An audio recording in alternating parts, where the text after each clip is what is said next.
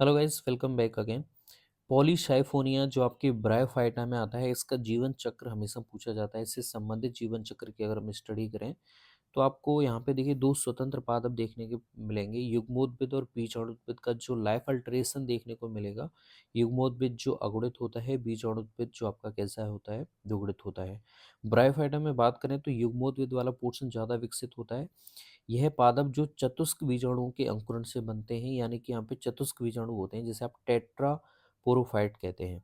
वह नर पादप और मादा पादप बनाते हैं। नर पादप में नर जनन अंग स्पर्मेसिया होते हैं जो स्पर्मेंटेजियम में बनते हैं। मादा पादप में मादा जनन अंग कार्पोगोनियम में अंडा निर्मित होता है। ठीक है, तो मादा जननांग यहाँ पे कार्पोगोनियम है, जबकि नर जननांग यहाँ पे स्पर्मेंटेजियम में स्पर्मेसिया बनता है। निषेचन जल तरंगों की सहायता से होता है। जितने भी आप नीचे की क्लासों में जाओगे, चाहे थैलोफाइटा है, ब्रायोफाइटा है, वहाँ पे जो निषेचन होता है वो जल की सहायता से होता है। वहाँ पे जो पुमड़ू होते हैं वो अगतिशील होते हैं। जब अचल नर युग्मक आकर ट्राइकोगाइन के शीर्ष पर चिपकता है, वहाँ की भित्ति के गलने पर नर युग्मक ट्राइकोगाइन के द्वारा कार्पोगाइन में आधार पर स्थित अंडे से संयोजित होकर 2n यानी कि दोगुणित युग्मनज का निर्माण करता है।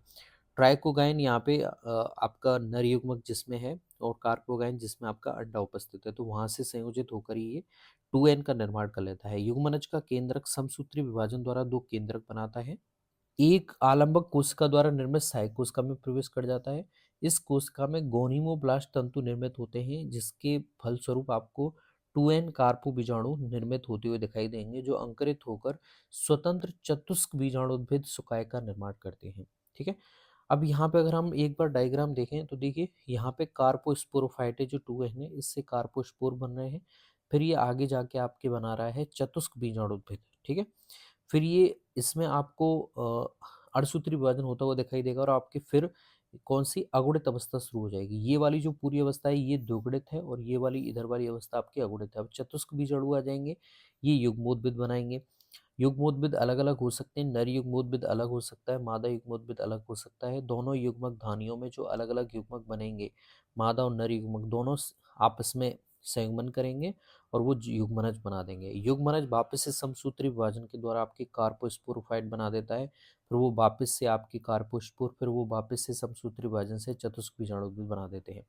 तो यहाँ पे पीढ़ी एकांतरण में अगर आप बात करें, आपको तीन अवस्थाएं देखने को मिलती हैं: कार्पोस्पोरोफाइट, टेट्रास्पोरोफाइट और युग्मोद्भिद नर और मादा पादप। ठीक है, तो तीन अवस्थाएं हैं।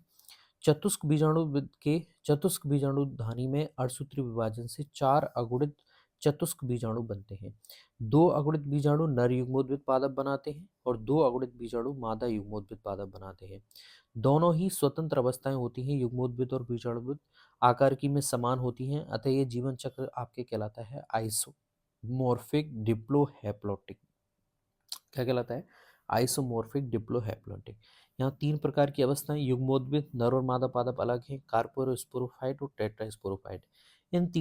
इन तीन जो पीढ़ियां पाई जाती हैं, इसकी वजह से इसे ट्राइफेजिक, त्रिपीढ़ीय, ट्राइमॉर्फिक, ट्राइजेनेटिक, ट्राइफेजिक कहा जाता है। ये बहुत बार पूछा जाता है। वापस से देखिए यहाँ पे तीन प्रकार की अवस्थाएं, एक तो कार्पोस्पोरोफाइट है, फिर ये टेट्रास्पोरोफाइट है और ये आपकी युग्मोद्भिद है। ये तीन अवस्थाएं हैं। यहाँ से आपकी अगुणित अवस्था देखने को मिल रही है और यहाँ से आपकी द्विगुणित अवस्था देखने को मिल रही है। दोनों का जो विशिष्ट समय है वो समान देखने को मिल रहा है। जितनी युग्मोद्भिद अवस्था अपना जीवन यापन कर रहा है, उतने में ही आपका बीजाणुद्भिद भी कर रहा है। इसीलिए पूछा जाता है, इसे ट्राइफेजिक, ट्राइमॉर्फिक या फिर ट्राइजेनेटिक अवस्था भी माना जाता है। ये ब्रायोफाइटा में आता है, तो ये आपको ध्यान रखना है।